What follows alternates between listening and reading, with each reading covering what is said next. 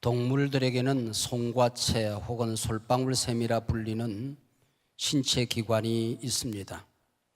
빛을 감지하고 호르몬을 조절하여 낮과 밤을 알려준다 하여 생물시계라 부르기도 합니다. 여러분, 닭이 새벽에 제일 먼저 우는 이유도 바로 여기에 있습니다. 어떤 동물보다도 송과체가 발달되어 있기 때문입니다. 먼동이 트기도 전에 이 닭은 빛을 감지하고 잠을 깨며 꼭-교 하고 울게 되지요. 저는 닭대가리도 아닌데 왜 이렇게 송과체가 발달되어졌는지 아주 어린 시절부터 이른 새벽에 잠을 깼습니다. 지금도 시계를 대략 한 4시 또 5시에 맞춰놓고 일어나는데 거의 1년 365일 시계 우는 소리를 듣고 일어나지는 않습니다. 그 전에 몇 분 전에 일어나서 제가 움직이기 시작합니다. 총회에 가면은 우리 노예 목사님들이 둘씩 방을 정해서 한 방에 잠을 잡니다. 그리고 가기 전에 누구랑 같이 한 방 쓰기를 원합니까? 라고 신청을 받습니다. 목사님들의 신청서에 보면 그렇게 되어 있습니다. 유영모 목사님 외엔 누구나 좋습니다. 왜냐하면 저는 새벽에 일어나서 부시럭거리니까 성경을 읽고 책을 읽고 글을 쓰고 하니까 잠을 못 자겠다는 겁니다. 그래서 저는 언제나 혼자 잠을 자곤 하지요. 제가 어린 시절에 겨울에 눈이 옵니다. 그럼 소나무 가지가 쌓인 눈을 이기지 못하가 뚝 부러져 내립니다. 그걸 이름하여 설해목이라고 하거든요. 우리 집 앞에 소나무 숲이 쫙 우거져 있었는데 그 새벽에 떨어진 설해목을 주워가는 사람이 임자인데 거의 제 겁니다. 그거는 갔다가 군부를 떼고 밥을 짓곤 했죠. 가을이 되면은 집집마다 가몽시가 길바닥에 떨어져 있습니다. 그러면은 동네 할매들보다도 내가 먼저 일어납니다. 그래서 바구니를 들고 동네를 한 바퀴 돌아오면은 가몽시가 한 바구니 있어서 우리 동네에 저를 따라다니고 말 잘 듣는 아이들 하나씩 나눠주곤 했습니다. 이 송과체 덕에 저는 홍시를 참 많이 먹었습니다. 배가 고픈 시절 뒷동산에 올라가서 머루, 달에 산딸기를 먹곤 했죠. 이것들은 제 친구였고 보약이었습니다. 그리고 제 양식이었습니다. 하나님께서 제게 주신 바로 송과체 덕에 이런 복을 받고 살지 않았나 하는 생각을 하게 됩니다. 오미자라는 열매가 있어요. 지름이 한 1cm 남짓 되는 붉고 작은 열매입니다. 이 조그마한 열매 안에 5가지 맛이 들어있습니다. 단맛, 신맛, 쓴맛, 짠맛, 그리고 매운맛. 그리고 오미자는 폐 기능을 보호해 주기 때문에 예부터 기침, 가래, 만성기관전염, 인후두염, 그리고 편도선염을 앓는 사람이 복용하곤 했습니다. 머리를 맑게 해준다고 하여 건망증에 좋고 나른함을 풀어주어서 정신을 맑게 하고 집중력을 높여준다고 합니다. 신맛이 있는 덕에 입이 마르고 갈증이 날 때 먹으면 좋다고 합니다. 이 조그마한 열매 안에 5가지 맛을 넣어두신 분, 여러 가지 양리작용을 담아두신 분이 우리 하나님이시죠. 에덴 동산에서 하나님께서는 열매들을 사람들에게 주신 양식으로 제공해 주셨습니다. 하나님이 만드신 곡식과 나무들이 열매를 맺듯이 당신의 자녀들에게도 열매를 맺으라 하나님이 말씀하고 있습니다. 갈라디아서는 우리가 맺어야 될 많은 열매들이 있겠지만 그 가운데 9가지 열매를 소개해 줍니다. 그동안 한국교회가 성령론, 그러면 성령의 능력, 성령의 임재, 그리고 성령의 은사, 성령 체험, 이런 데는 깊은 관심을 가졌습니다. 그러나 주인 되시는 성령님, 그분에게는 깊은 관심을 갖지를 못하고 또 한 걸음 더 나가서 열매를 맺는 일에는 좀 소홀히 여겼던 점이 있지 않나 하는 생각을 하게 됩니다. 열매 맺는 이 가을 이 계절, 열매, 성령의 열매라는 제목으로 우리가 함께 말씀의 은혜를 나누고자 합니다. 오늘 본문 요한복음 15장 1절을 펼치면은 나는 참 포도나무다라는 말씀이 있습니다. 이 말씀은 굉장히 어마어마한 말씀입니다. 예수님의 본질이, 예수님의 이름이 참 포도나무라고 하는 것이죠. 하나님의 이름은 이처럼 소중합니다. 정신이라는 친구를 가진 한 아이가 정신이 엄마와 집 전화를 주고받았습니다. 오늘따라 친구 정신이 핸드폰이 꺼져 있었습니다. 그래서 집 전화가 울리길래 정신이 어머니가 일하시다 정신없이 전화를 받습니다. 이 친구가 정신이 있어요? 정신이 없다. 정신이 언제 나갔어요? 정신이 아까 나갔다. 정신이 언제 들어와요? 모르겠다. 정신이 왔다 갔다 한다. 우리 사람 이름도 잘 지어야 됩니다. 저는 우리 아이들의 이름을 지을 때에 내 꿈, 비전, 희망과 깊은 관련이 있는 이름들을 짓습니다. 그만큼 내 중심에는 그런 희망, 꿈, 비전이 있다는 얘기도 되는 거죠. 우리 큰딸아이 이름은 단비입니다. 가물어 메마른 땅에 단비를 내리시더. 대략 그림이 그려지잖아요. 우리 아들 이름은 단샘이에요. 오아시스라는 의미를 가지고 있습니다. 밑에서 사막 같은 인생길에 우리 단샘이 되라, 그런 얘기죠. 우리 손주 이름은 세움입니다. 추운 겨울 같은 이 세상 한복판에 제일 먼저 우물 틔우는 새싹, 바로 세움이가 되라, 그런 의미를 가지고 있죠. 나는 참 포도나무다, 이 말씀이 예수님의 이름과 본질과 깊은 관련이 있다 말씀을 드렸습니다. 출애굽기 3장에 보면 하나님께서 모세에게 나타나셨습니다. 모세가 하나님께 물어요. 당신의 이름이 뭡니까? 그랬더니 하나님께서 말씀하십니다. 나는 스스로 있는 자이니라. 누가 있으라고 해서 있은 존재가 아니다. 누가 만들 수 있는 존재가 아니다. 나는 영원 자존자다, 그런 뜻이죠. I am who I am. 구약의 I am who I am 이라는 이 말이 신약에서 7번 정도 등장합니다. 헬라어로는 에고 에임이 그렇게 되어져 있습니다. 나는 무엇이다 하는 말이죠. 나는 생명의 떡이다. 나는 세상의 빛이다. 나는 양의 문이다. 나는 선한 목자다. 나는 부활이다. 나는 생명이다. 그리고 7번째 오늘 본문에서 나는 참 포도나무다, 그렇게 말씀을 하셨습니다. 구약에 I am who I am, 나는 스스로 있는 자이다, 이 말과 동일한 말입니다. 포도나무, 이름이 나무지 사실은 덩굴이죠. 볼품이 없습니다. 관상용으로 포도나무를 심는 사람은 없습니다. 포도나무 잘라서 책상다리 하나 맞출 수가 없습니다. 제목감이 못 됩니다. 뗄감도 안 됩니다. 오직 열매 맺기 위해서. 이게 그리스도인이라고 하는 겁니다. 하나님이 우리 이 땅에 보내주신 목적이라고 하는 거죠. 열매 맺지 않으면 쓸모없는 인생 된다는 겁니다. 성경은 항상 꽃과 열매를 대조시킵니다. 꽃은 항상 일시적이고 순간적인 것, 허무한 것을 의미합니다. 신구약 성경에 37번 정도 나오는데 한결같이 허무한 인생을 꽃에 비유하고 있습니다. 열매라는 이 말은 200번 정도 나옵니다. 항상 하나님의 신실한 자녀들이 하나님 앞에 드려야 될 우리의 삶의 열매를 의미하고 있습니다. 그래서 우리 그리스도인들이 불러야 될 노래가 있습니다. 오래전에 한 가수가 부른 노래인데 난 아니야 하는 노래입니다. 난 아니야, 꽃이 아니야. 해 저물면 찬바람에 시들어 내리는 그런 꽃은 싫어. 난 아니야, 꽃은 아니야. 그런 노래가 있습니다. 하나님은 외적인 것, 일시적인 것, 꽃 같은 가치를 찾지 말라는 것입니다. 우리가 맺어야 될 열매에 관심을 가지라 하는 거죠. 그래서 가을이 되면 어떤 종교, 어느 나라, 어느 공동체에 가든지 감사절이 있습니다. 우리 민족엔 한가위가 있었는가 하면 성경에는 초막절, 장막절이 있습니다. 미국 사람들은 추수감사절, 땡스기빙데이가 있었습니다. 어디에 가나 바로 이런 감사절기가 있는 것은 한 해를 보내면서 내 삶 속에, 내 인격 속에, 내 인생에 정말 감사가 있느냐, 그 얘기죠. 이게 없으면 이 한 해 동안 잘못 산 것이다, 그 얘기입니다. 하나님이 제일 싫어하는 사람이 입만 무성하고 열매 없는 무화과 같은 인생입니다. 교회 직분은 근사합니다. 사회적인 명성도 근사합니다. 받은 은혜도 복도 많습니다.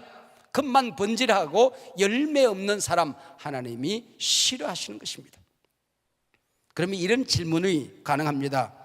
어떻게 하면 좋은 열매를 맺을 수 있을까요? 사과나무 되면 사과 맺힙니다.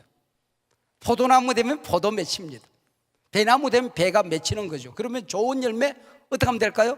좋은 나무가 되면 좋은 열매 맺혀지는 겁니다.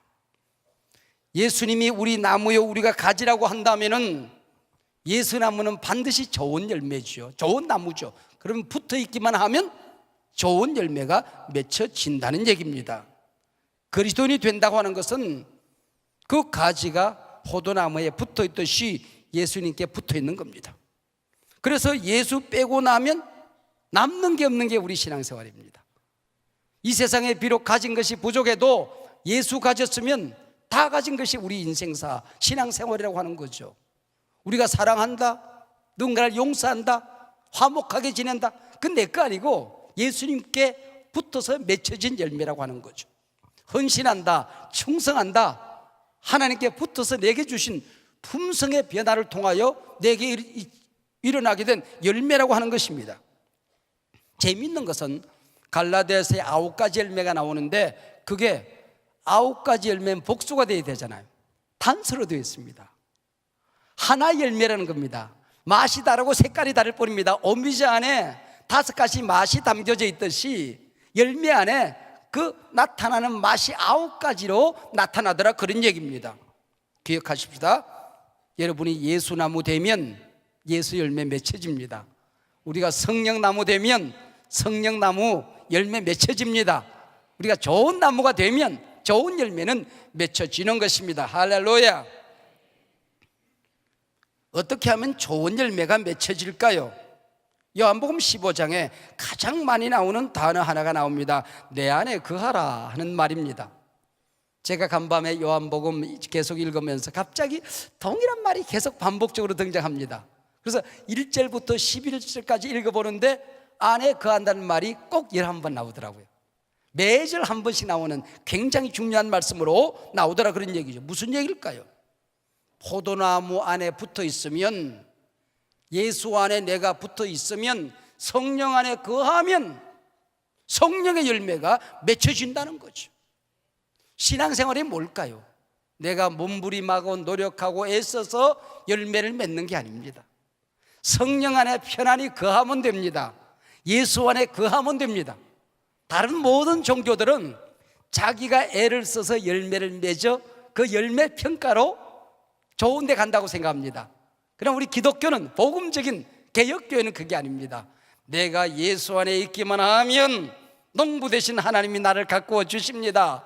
성령이 역사하여 주십니다. 예수 열매 맺혀집니다. 성령의 열매 맺혀집니다. 할렐루야. 기도가 뭘까요? 내 기도 제목을 예수 안에 쉬게 하는 겁니다.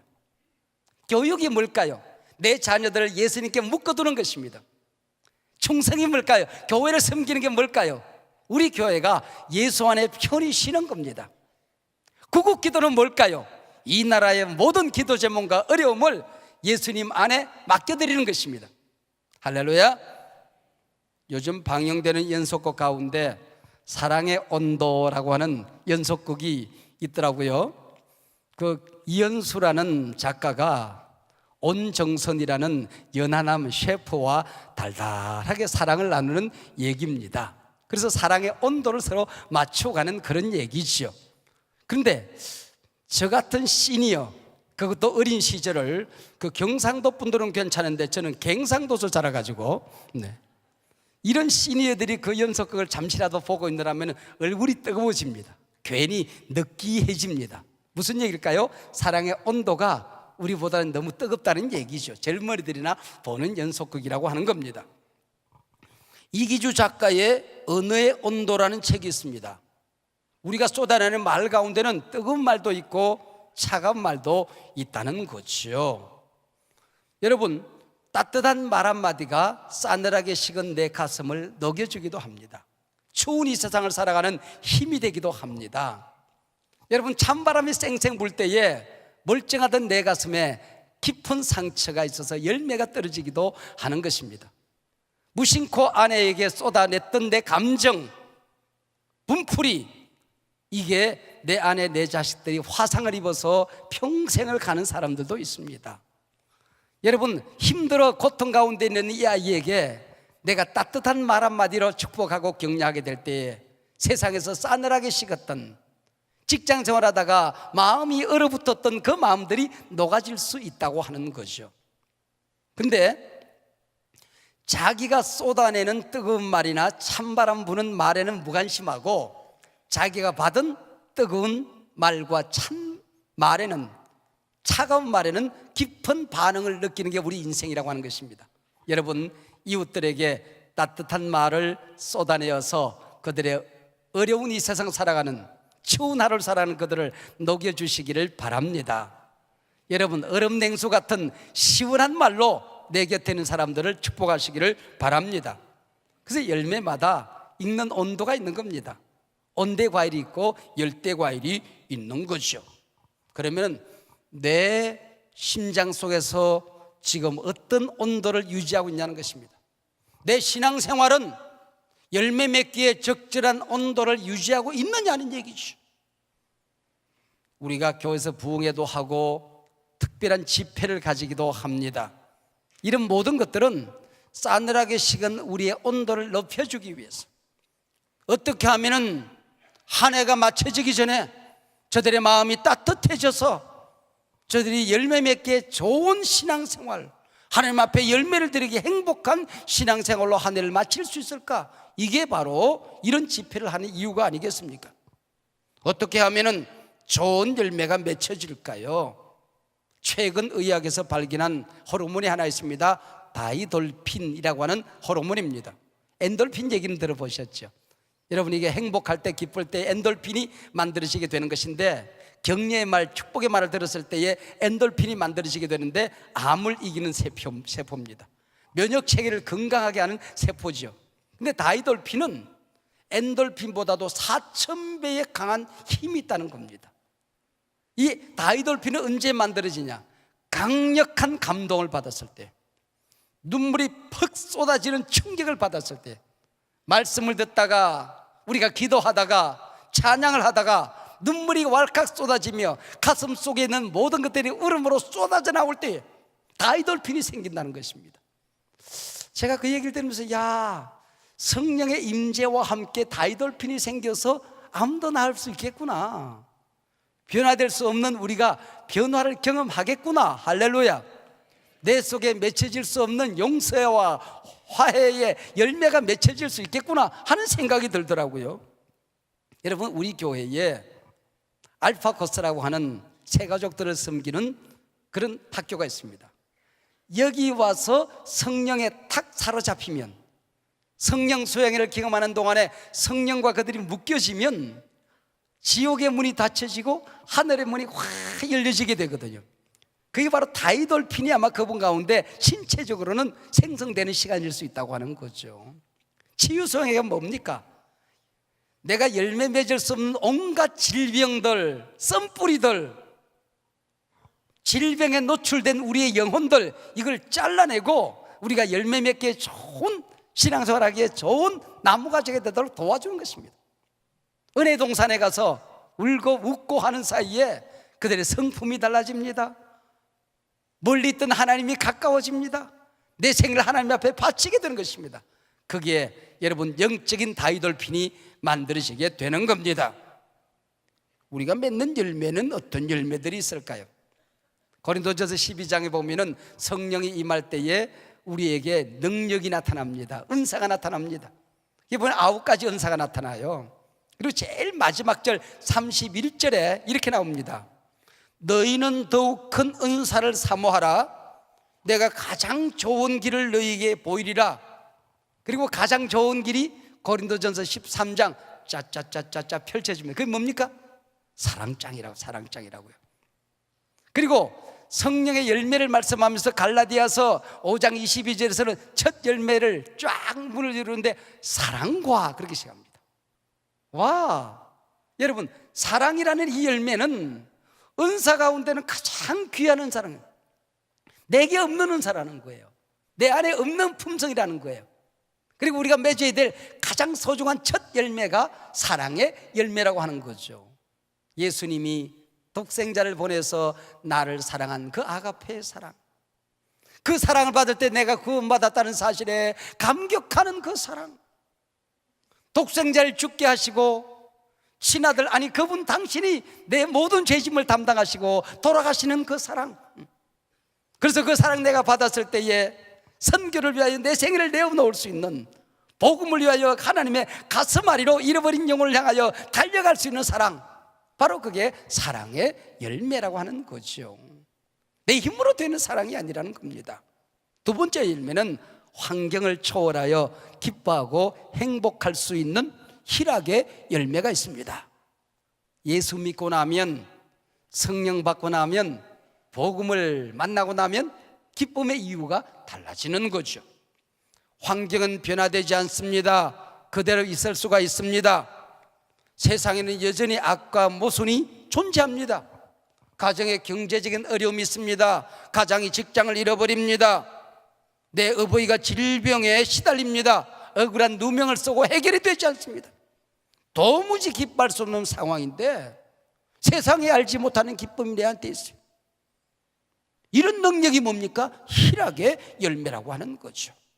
항상 기뻐하라, 주 안에 기뻐하라, 이 얘기는 하나님이 나와 함께 한다는 사실 때문에, 이 문제를 통하여 내가 하나님 앞에 바짝 다가서기만 하면 하나님 나를 변화시키고 문제를 변화시키고 내 삶을 바꾸어 주실 수 있기 때문에, 그리 아니하실지라도 하나님이 내 안에 계시다는 사실 때문에 기쁨을 빼앗기지 않는 능력, 이게 바로 희락의 열매라고 하는 겁니다. 세 번째 열매는 화평의 열매입니다. 알래스카 에스키모인들은 이 화평이란 단어를 뭐라고 설명하는 거 아니? 원수를 친구로 삼는 것, 그렇게 말합니다. 푹 재미있는 표현이죠. 하나님과 우리가 원수된 사이였습니다.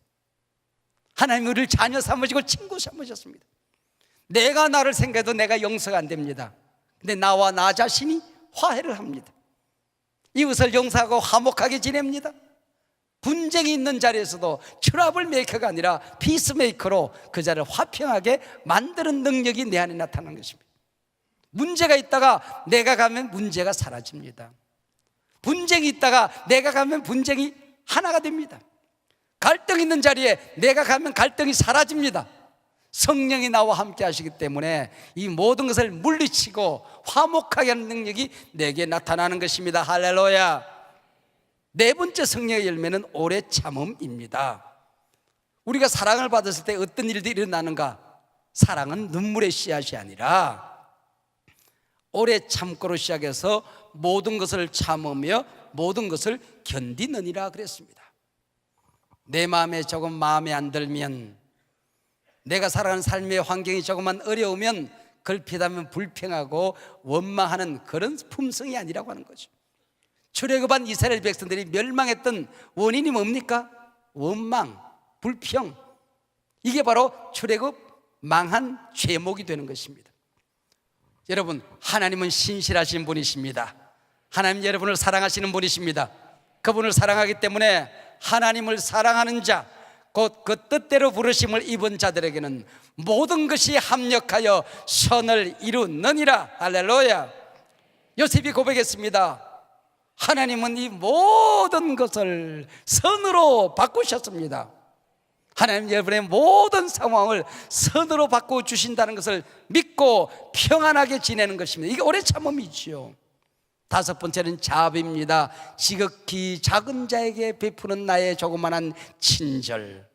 그것이 구체적으로 복음 없는 자에게 복음을, 배고픈 자에게 양식을, 외로워하는 자에게 친절을 찾아가서 구체적으로 나누는 걸 양선이라고 하는 겁니다.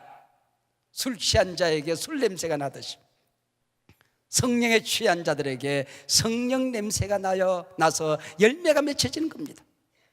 일곱 번째 성령의 열매는 충성입니다. 달란트 비유, 마태복음 25장 21절에 보면 충성된 자를 이렇게 표현합니다. 착하고 충성된 종아, 네가 적은 일에 충성하였음에 내가 많은 것으로 내게 맡기리니 내가 주인의 즐거움에 참여할지어다. 여러분, 이 착하다는 것에 대한 새로운 설명이죠. 충성과 착함이 연계되어져 있습니다.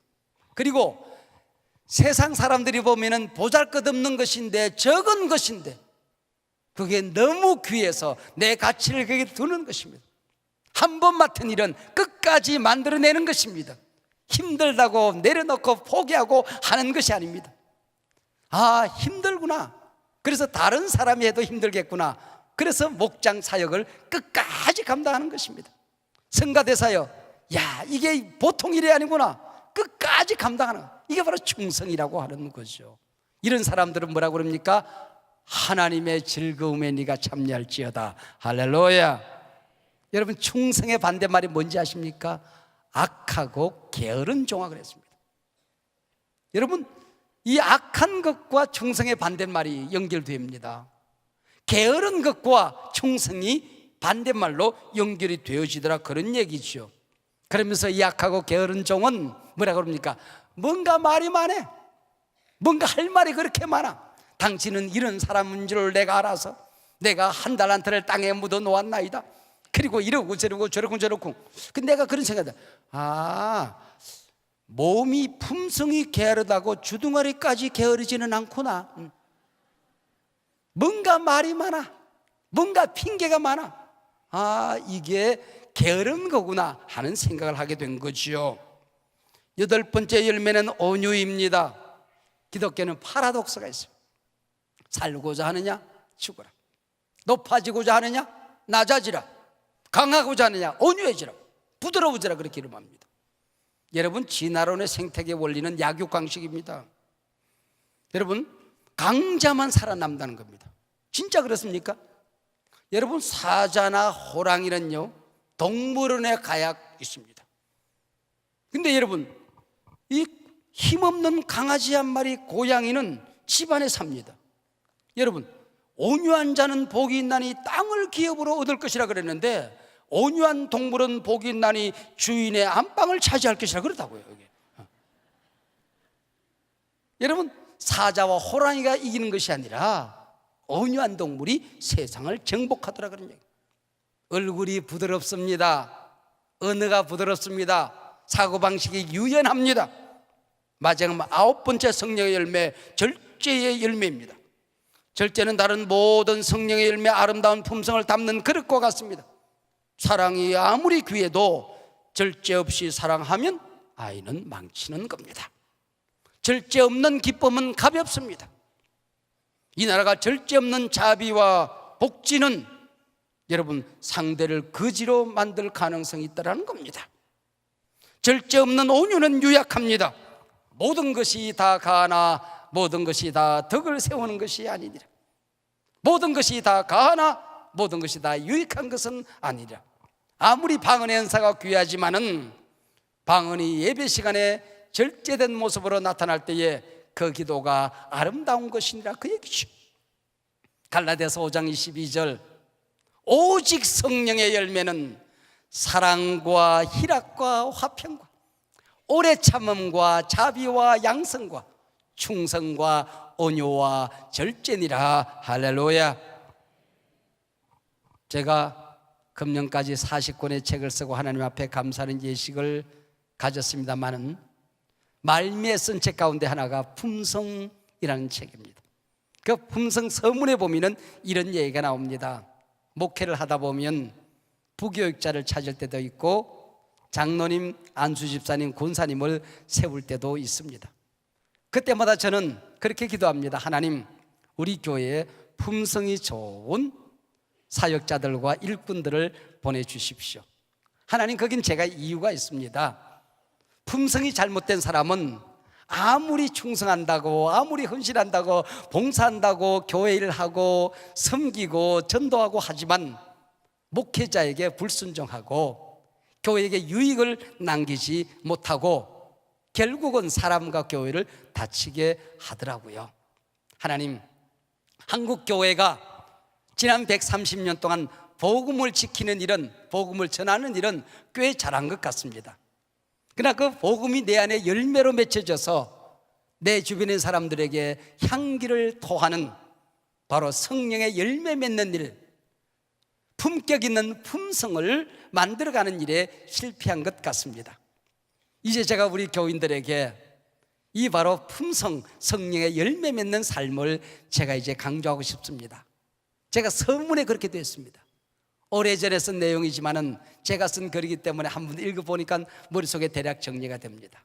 여러분, 이 가을, 여러분 특별히 또 이 감사 특밤이 계속되는 가운데에 강력한 성령의 임재와 말씀의 능력, 여러분 한 분 한 분 여러분의 가정이 우리가 기도하는 한국교회와 이 나라 이 민족의 온갖 문제들이 주님 안에 평안히 거하는 하나님 나라 능력에 묶여지는 은혜가 있어서 우리 모두가 성령의 열매로 충만한 이 가을이 되기를 원합니다. 불평 원망이 십자가 밑에 쏟아지고 감사로 기쁨으로 충만한 이 가을이 되기를 원합니다. 여러분, 감사로 여러분의 영혼이 가득 차서 여러분의 영혼 하나 한 분 한 분의 영혼이 하나님 나라의 아름다운 열매로 향기를 통하는 복된 가을이 되시기를 주의 이름으로 축원합니다. 기도하시겠습니다. 하나님 아버지, 고맙고 감사합니다. 이 가을 우리를 이 엄청난 잔치로 불러주시고 기도하게 하셔서 감사합니다. 우리는 넘어질 수 있습니다. 우리는 실패할 수 있습니다. 문제와 어려움에 파묻힐 수 있습니다. 우리는 또 죄를 짓고 하나님 앞에 부끄러이 고개를 들 수 없을 수가 있습니다. 그러나 하나님, 시간 달려나와 기도할 때에 이전 것은 지나갔으니 보라 새 것이 되었도다. 이전의 모든 허물과 잘못이 덮여지고 썩은 가지들의 새움 나게 하여 주시옵시고, 잎만 무성하고 꽃만 피던 우리가 향기로운 열매를 맺는 은혜의 잔치로 충만해질 수 있도록, 이 가을에 감사가 충만해질 수 있도록 우리 한 사람 한 사람 가정에 은혜를 내려 주시옵소서. 하나님, 주님이 우리를 사랑해 주시고 주님이 우리를 하나 되게 하셨사오니 우리도 이제는 사랑하겠습니다. 하나 되어 살아가겠습니다. 섬기겠습니다. 주님 날 위해 죽으셨사니 주님 나라 위하여 내 생명을 바칩니다. 주여, 이 시간에 하늘문 여시고 각 사람 머리 위에 불의 혀같이 뜨거움으로 강력한 감동으로 임재하여 주시옵소서. 예수님 이름으로 기도하옵나이다. 아멘.